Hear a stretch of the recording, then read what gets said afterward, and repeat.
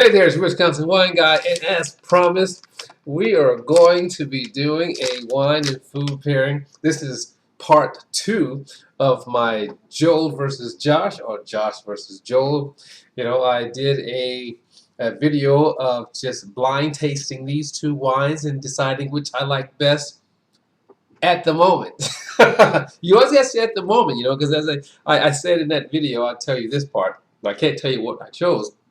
That a lot's going to depend on what your tasting feelings are at that moment. Okay, and so when I did this versus, it was based on this moment. That's always subject to change. But I thought I'd take it a step further and then try each of these wines with a simple dish, something I threw together, some lamb cubes with a curry sauce, some bitter greens, and basmati rice. You know, just what I had on hand, so I thought I'd throw something together quick. I have the wines in a bag again, so I don't know which is which.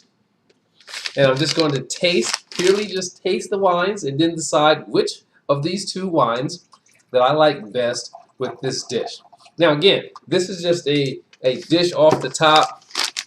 You know, it could just be the dish itself that probably didn't go well with either of the wines. We're going to find out. So let's give this a taste. You know, I like to call this, the little chop, the T-bone of the lamb. Because that's what it reminds me of, you know, a lamb T-bone. But there's a lot of meat on the bone, and I like the taste of the meat off the bone, so I'm going to be chomping on that. But for this dish, for this experience, we're going to be tasting the little bit of the rice, some of the meat.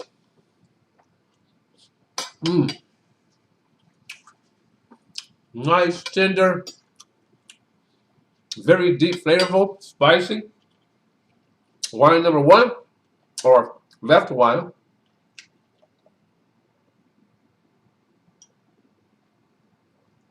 And not bad. Not bad at all. Definitely the fruit as it came through and tamed down some of that spiciness in this dish. Oh, I'm digging that. So let's go wine number 2. Some meat, some rice. Don't want to get a green in there because I didn't have a green in the first one. So I go 1 to 1.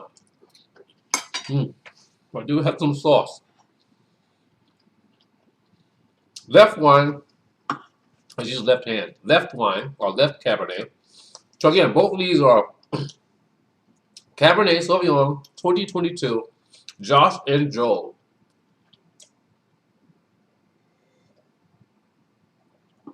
Oh, wow. Wow.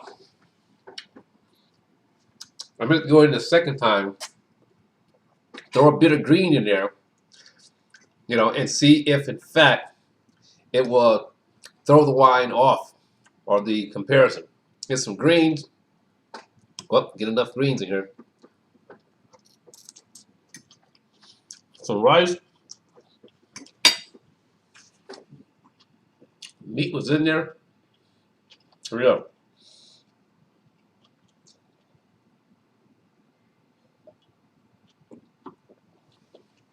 Wow. That changed the right Cabernet. The first taste was just the meat and the rice. It was deep with fruit. That second taste, with the bitter greens, it mellowed out some of the fruit and brought a nice little balance to it. Now for the left Cabernet. Make sure we get some greens. Okay, some meat. Then we do rice in second.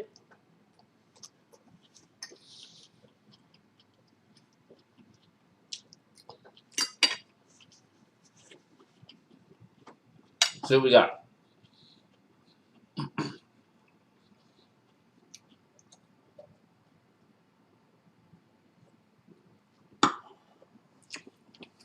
Oh, wow.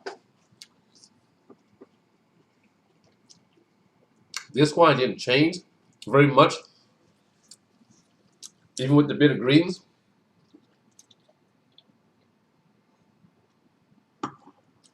But you do get more fruit on the finish in this case With an original taste from the right wine, right Cabernet, without the greens, it was fruit up front. With the greens, it was more balanced and fruit on the finish. Now, I have to decide which Cabernet.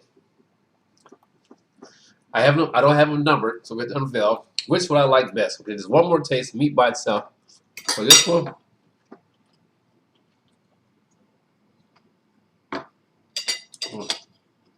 that lamb is pretty good. Do you like lamb as much as I do? Number two.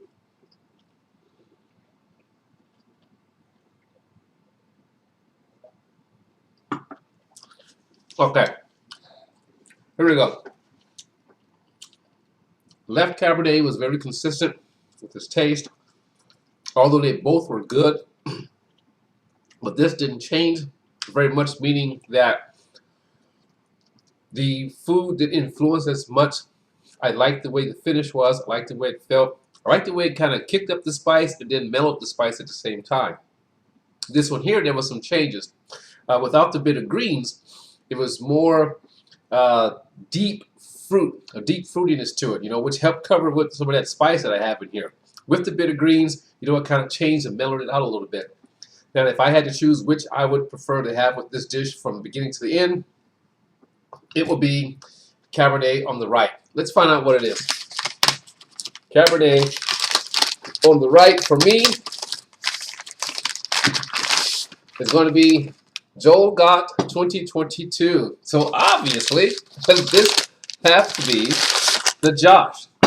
Now, again, it doesn't mean that Josh was bad, but today, this moment, right now, my preference on taste with this dish was the Cabernet.